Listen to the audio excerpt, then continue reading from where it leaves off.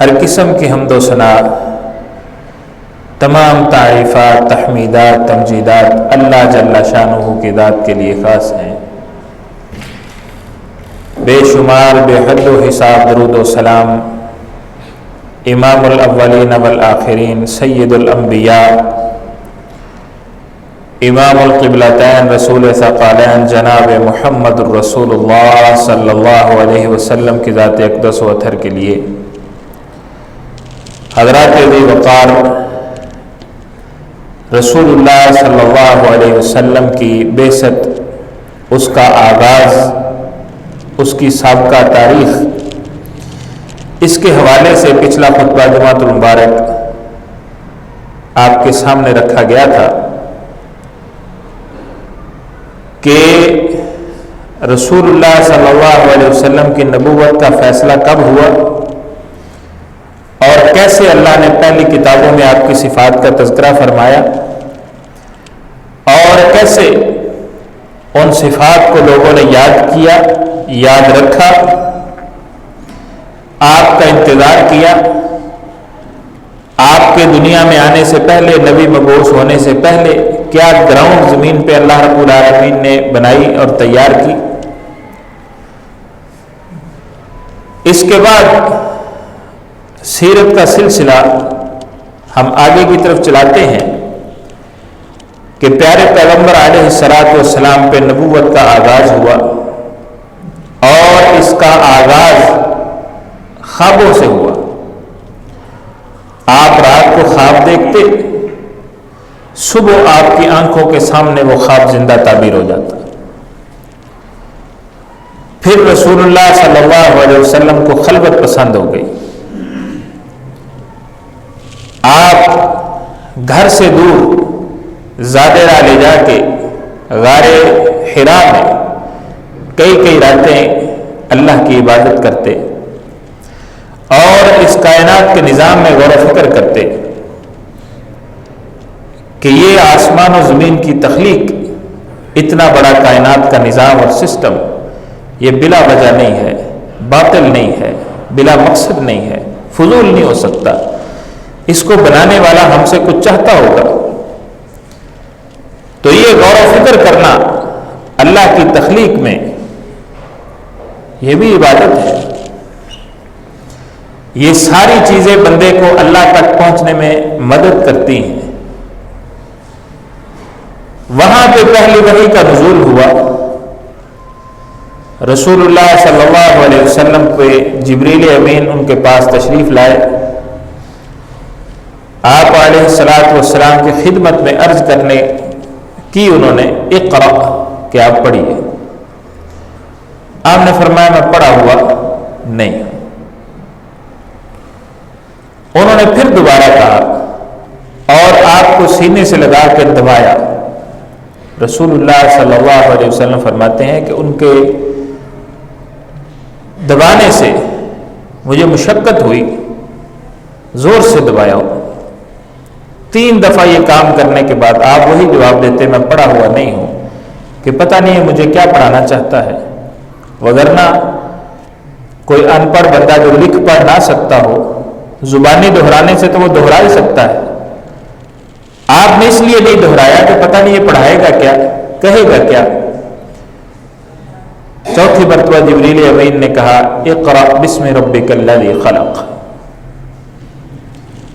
اپنے اس رب کے نام کے ساتھ پڑھیے جس نے تخلیق کیا ہے۔ خلق الانسان من علق، جس نے انسان کو تخلیق کیا ہے جمے ہوئے خون کے لوتھڑے سے۔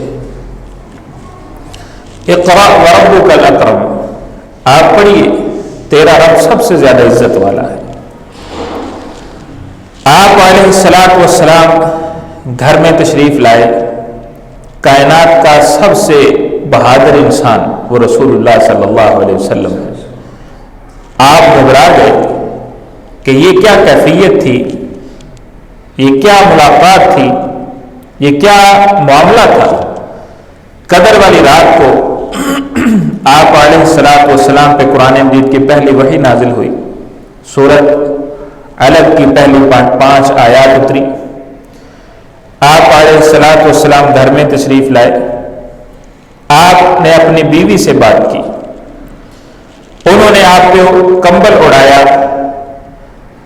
آپ کا دل کانپ رہا تھا، دل کی دھڑکنیں تیز ہو گئیں، انہوں نے آپ کو حوصلہ دیا اور 5 صفات رسول اللہ صلی اللہ علیہ وسلم کی بیان کی۔ کلا واللہ لا یخزیک اللہ ابدا، اللہ کی قسم اللہ آپ کو کبھی رسوا نہیں ہونے دے گا۔ انک لتصل الرحم، آپ صلہ رحمی کرتے ہیں، جوڑنے والے کے ساتھ تو سب جوڑ کے رکھتے ہیں، صلہ رحمی توڑنے والے کے ساتھ جوڑ کے رکھنے کو کہتے ہیں۔ کوئی توڑتا ہے آپ جوڑ دو، کوئی بھاگتا ہے آپ اس کا ہاتھ تھام لو، کوئی رشتہ داری ختم کرنا چاہتا ہے آپ رشتہ داری کو مزید مضبوط کر دو۔ آپ رشتہ داری کو مضبوط کرنے والے ہیں، آپ صلہ رحمی کرنے والے ہیں، آپ جیسے شخص کو اللہ ضائع کیسے کر سکتا ہے؟ وَتَحْمِلُ الْكَلَّ، جو بندہ اپنا بوجھ نہیں اٹھا سکتا آپ اس کا بوجھ اٹھاتے ہیں۔ وَتَكْسِبُ الْمَعْدُومِ،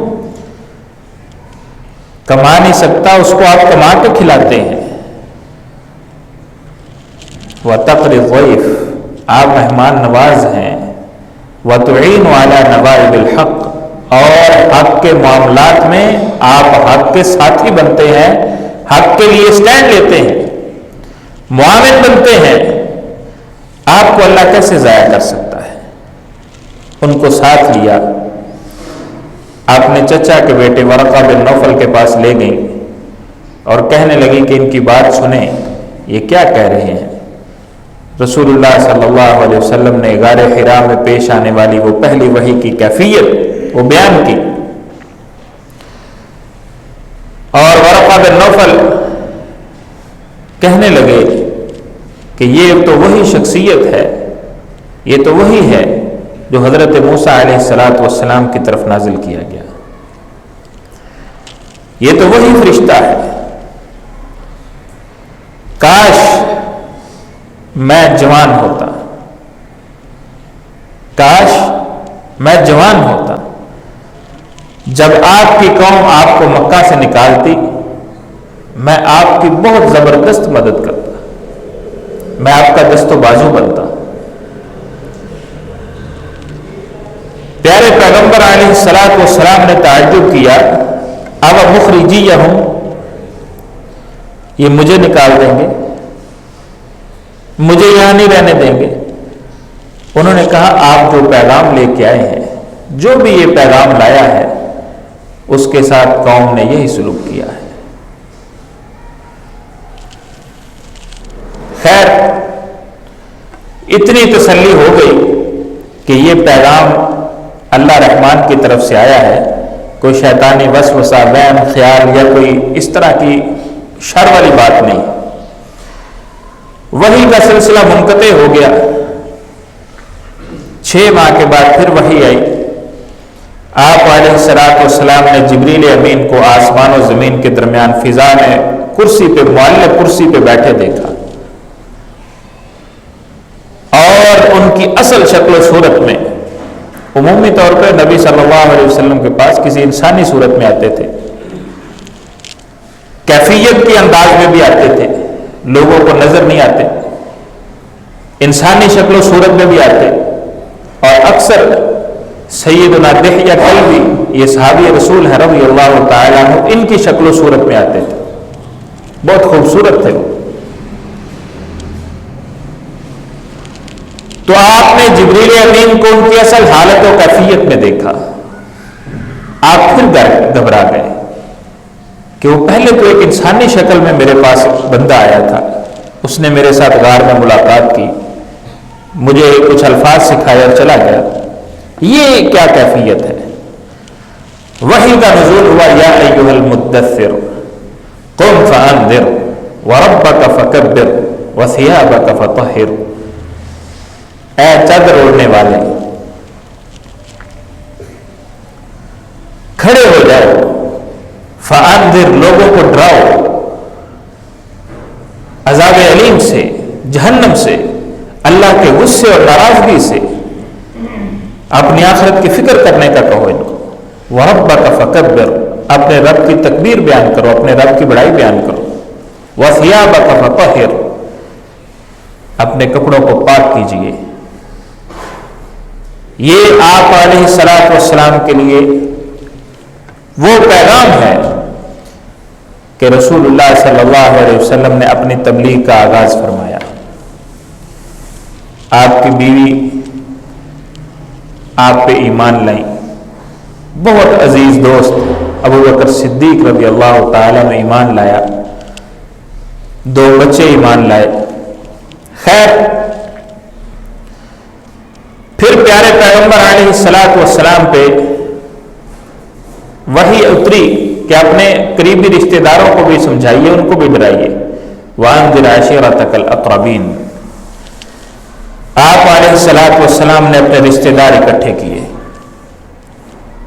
اور ان کے سامنے یہ بات کہی، یا ایھا الناس قولوا لا الہ الا اللہ تفلحوا تملک العرب والعجم. یہ ایک عمومی دعوت ہے. رشتہ داروں سے پوچھا کہ اگر میں تمہیں خبر دوں یہ صفا پہاڑی پہ کھڑے ہو کے کہ یہ پہاڑ کے پیچھے لشکر ہے جو آپ پہ حملہ آور ہونا چاہتا ہے، آج صبح حملہ کر دے یا شام کو کر دے، کیا آپ میری اس بات کی تصدیق کرو گے؟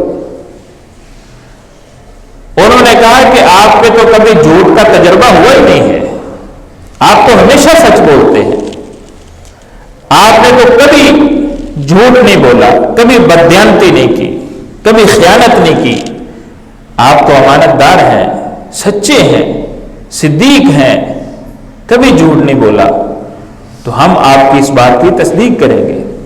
تو آپ علیہ الصلوۃ والسلام نے فرمایا انی نذیر لکم بین یدی عذاب شدید، اللہ کا عذاب بہت سخت ہے، میں تمہیں اس کے بارے میں ڈرانا چاہتا ہوں. اگر تم لشکر سے ڈرتے ہو تو اللہ کے عذاب سے بھی ڈرو. سب سے پہلے چچا نے یہ بات کہی، تبا لک یا محمد، نعوذ باللہ من ذلک، الہذا جمعتنا، اے محمد صلی اللہ علیہ وسلم تو ہلاک ہو جائے، اس کام کے لیے ہمیں یہاں جمع کیا تھا.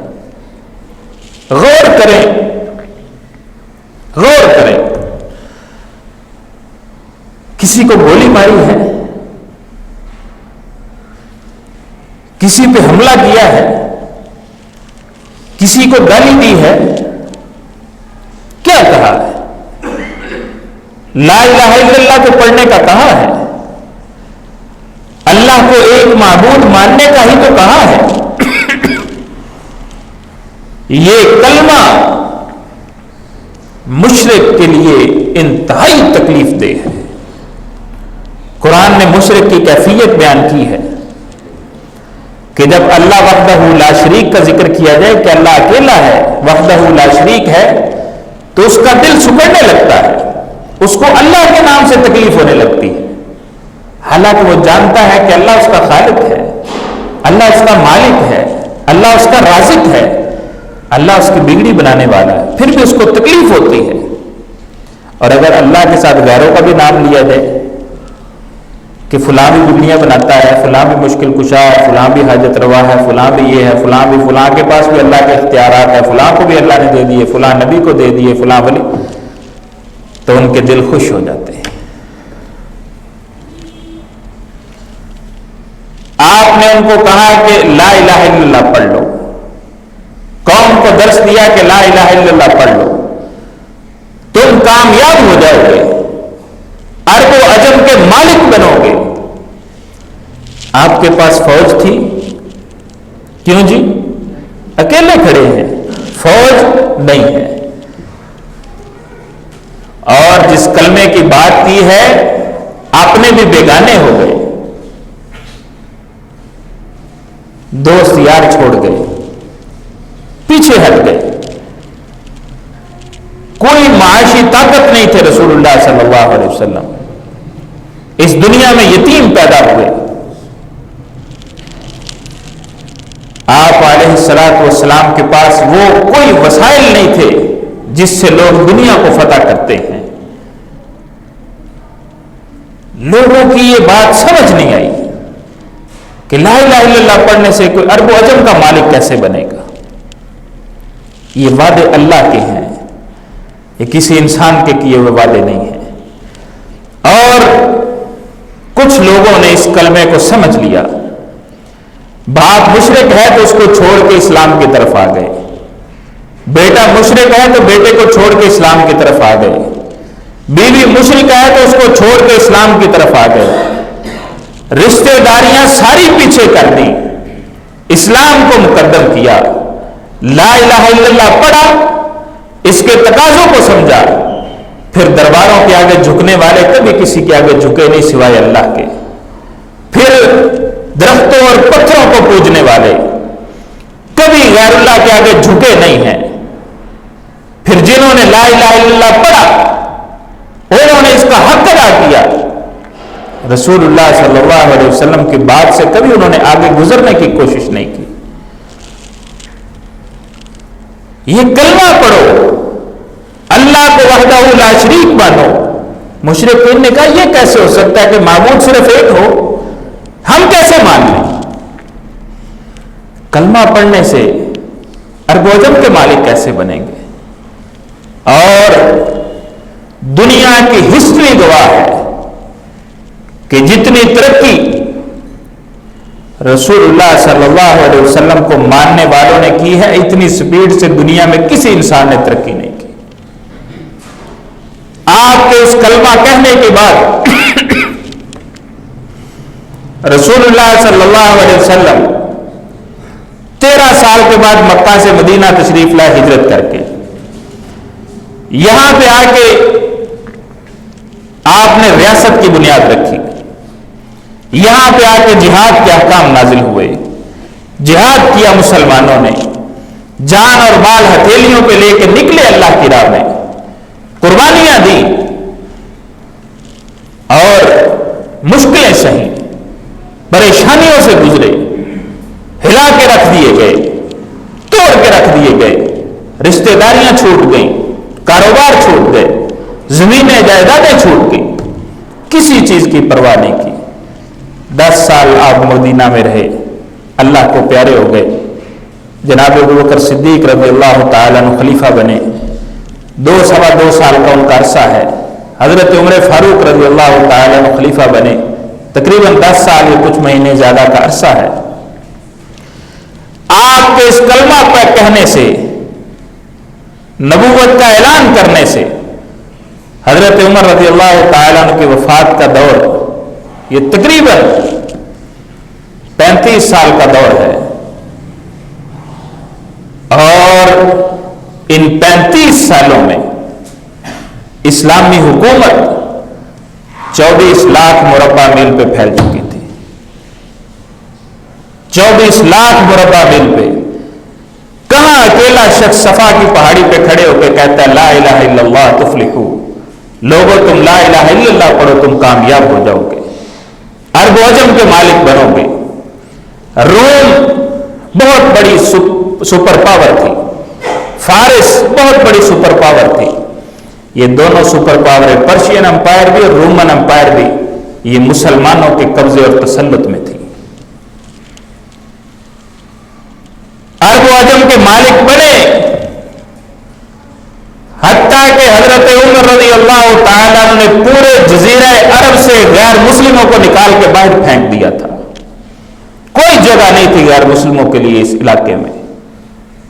یہ امن کا گہوارہ تھا، یہاں پہ عدل و انصاف تھا، یہاں پہ لوگوں میں ایک دوسرے کا احساس تھا، یہاں پہ غربت کا خاتمہ ہوا، یہاں پہ لوگ اللہ سے کنیکٹ ہوئے. جس خالق نے یہ پیشانی دی ہے، لوگ اس پیشانی کو صرف اسی کے سامنے جھکاتے تھے اور کسی انسان کے سامنے نہیں جھکاتے تھے. سجدہ کرنے کی اجازت تو رسول اللہ صلی اللہ علیہ وسلم نے اپنے آپ کو نہیں دی.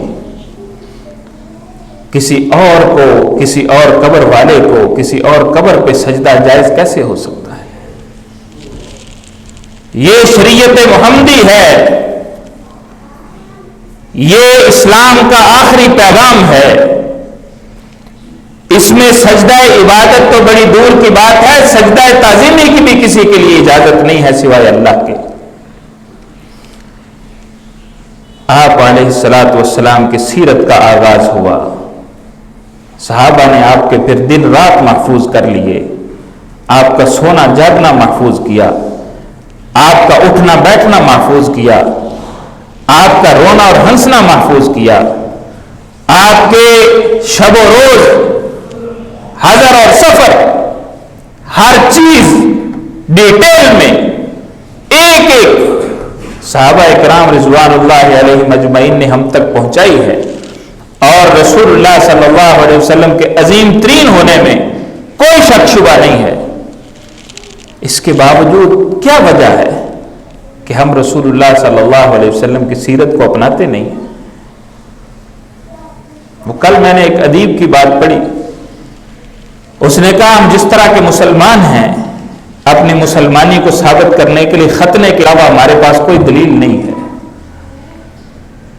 ہم اسلام سے بہت دور ہیں۔ رسول اللہ صلی اللہ علیہ وسلم نے ارشاد فرمایا کہ اللہ نے مجھے جو علم و ہدایت دے کے بھیجا ہے اس کی مثال ایسے ہی ہے جیسے آسمان سے بہت زیادہ بارش برسے اور وہ بارش زمین کے کسی زرخیز حصے پہ پڑے، اس سے پھل پھول اگتے ہیں، وہی بارش کسی ایسی جگہ پہ پڑے جو سخت ہے، پانی اس کے اندر جذب نہیں ہو سکتا، لیکن وہ حوض بنا ہوا ہے، تالاب بنا ہوا ہے، اس کے اندر پانی محفوظ ہو جاتا ہے، اور وہی بارش کسی ایسی چٹیل جگہ پہ پڑے کہ جہاں بارش پڑتے ہی نہ زمین میں جذب ہوتی ہے، نہ وہاں ٹھہر سکتی ہے، پھسل کر چلی جاتی ہے، ضائع ہو جاتی ہے۔ آپ نے فرمایا یہی وہ علم و ہدایت کی بوندیں ہیں جو اللہ نے مجھے عطا کی ہیں، جو شخص اس کو سیکھتا ہے، اس کو سکھاتا ہے، اس پہ عمل کرتا ہے، وہ اس زرخیز زمین کی طرح ہے جس پہ بارش پڑی، بارش وہی ہے، اس سے پھول اگتے ہیں، اس سے پھل اگتے ہیں، اس سے درخت اگتے ہیں، اس سے اناج اگتا ہے۔ اور دوسرے وہ دل ہیں جنہوں نے اس کو سیکھا، لوگوں کو سکھایا، خود عمل نہیں کیا۔ وہ اس زمین کی طرح ہے جو پانی کو روکتی ہے، پانی اس کے اندر تو نہیں گیا، اس سے نباتات تو نہیں ہوگی، لیکن وہ حوض سے لوگوں نے پانی پیا، اس حوض سے لوگوں نے، جانوروں نے پانی پیا، وہ پانی کھیتی باڑی کے لیے استعمال ہوا، اس پانی کا بھی لوگوں کو نفع ضرور ہوا ہے، لیکن اس زمین کو اس کا کوئی نفع۔ ایسے ہی جو بندہ دین، آج ہمارے پاس علم بڑا ہے، اللہ کی قسم علم بڑا ہے، عمل نہیں ہے۔ اور آپ نے فرمایا تیسرا وہ بندہ جو بارش جیسے چٹیل میدان پہ پڑ کے وہ ضائع ہو جاتی ہے، نہ رکتی ہے کہ کسی کو نفع ہو جائے، نہ وہاں کچھ اگتا ہے، یہ اس شخص کی مثال ہے جو اس دین اسلام کی طرف آنکھ اٹھا کے بھی نہیں دیکھتا، وہ بالکل محروم ہے۔ ہمیں پہلی قسم کے لوگوں میں شامل ہونا چاہیے جو دین کو سیکھیں اور سکھائیں اور اس پہ عمل کریں۔ بڑی ایک خوبصورت مثال ہے ہماری جماعت کے بہت بزرگ عالم دین فضیلت الشیخ قاری یحییٰ میر محمدی صاحب حافظہ اللہ رحمہ اللہ تعالی، اللہ ان کی قبر پہ کروڑوں رحمت نازل فرمائے، فرماتے ہیں کہ علم اور عمل کی مثال ایسے ہی ہے کہ جیسے میں کہوں 2 من گڑ، 4 من گڑ، 5 من گڑ، کتنے من گڑ کا میں نے نام لیا؟ 5 من کا۔ آپ میں سے کسی کا منہ میٹھا ہوا؟ ہاں جی؟ اور اگر 1 کلو گڑ لا کے اس کے چھوٹے چھوٹے پیس کر کے آپ سب کی ہتھیلی پہ تھوڑا تھوڑا رکھ دیا جائے اور آپ اس کو منہ میں رکھ لیں تو سب کا منہ میٹھا ہو جائے گا کہ نہیں ہوگا؟ ہیں؟ یہ عمل ہے۔ اور پہلی بات صرف علم ہے کہ 5 من گڑ، علم سے کسی کا منہ میٹھا نہیں ہوا، عمل سے منہ میٹھا ہوا ہے، وہ بے شک تھوڑا ہونا چاہیے۔ رسول اللہ صلی اللہ علیہ وسلم کی سیرت کا بیان اسی لیے کیا جاتا ہے، اپنے دلوں کو زرخیز زمین کی طرح بنائیے، اس پہ کتاب و سنت کی بوندیں پڑے، اس سے پھل اگیں، اس سے پھول اگیں، آپ نمازی بنیں، آپ رسول اللہ صلی اللہ علیہ وسلم کی پرسنالٹی جیسی اپنی پرسنالٹی بنانے کی کوشش کریں، آپ نبی علیہ الصلوۃ والسلام کی سنت کو اپنائیں، آپ رسول اللہ صلی اللہ علیہ وسلم کی ناموس کے لیے کھڑے ہوں، آپ رسول اللہ صلی اللہ علیہ وسلم کا احترام بجا لائیں، آپ کے حقوق پہ عمل کریں، آپ کے حقوق کو اختیار کریں اور ادا کریں۔ اللہ ہمیں کتاب و سنت کا عامل بنائے، اللہ ہمیں سیرت النبی صلی اللہ علیہ وسلم کے رنگ میں رنگ جانے کی توفیق عطا فرمائے۔ وما توفیقی الا باللہ علیہ توکلت و الیہ۔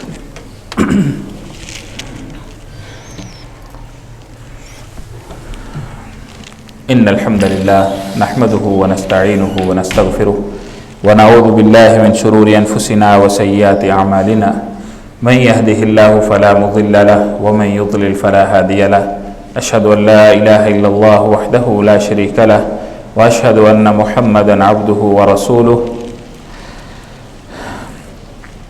اعوذ باللہ من الشیطان الرجیم، ان اللہ وملائکته يصلون علی النبی یا ایہا الذین آمنوا صلوا علیہ وسلموا تسلیما۔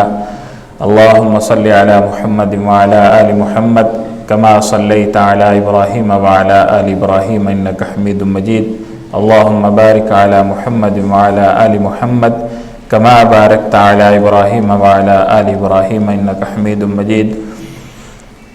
اللہ جتنے مسلمان بیمار ہیں شفا عطا فرما، اللہ پریشان حلوں کی پریشانیاں دور فرما، اللہ تو ہم سے راضی ہو جا، اللہ تو ہم سے راضی ہو جا، اللہ ہمارے معاملات کی اصلاح فرما، اللہ ہمارے معاملات کی اصلاح فرما، اللہ ہمارے صغیرہ کبیرہ گناہ معاف کر دے، اللہ تو ہم سے راضی ہو جا، اللہ ہماری کوتاہیوں سے درگزر فرما، اللہ ہماری کوتاہیوں سے درگزر فرما، اللہ جتنے مسلمان بیمار ہیں شفا عطا فرما، اللہ پریشان حالوں کی پریشانیاں دور کر دے، اللہ بیماروں کو صحت کا لباس عطا فرما، اللہ ہماری روحانی بیماریوں کا بھی علاج کر دے، اللہ ہماری جسمانی بیماریوں کا بھی علاج کر دے۔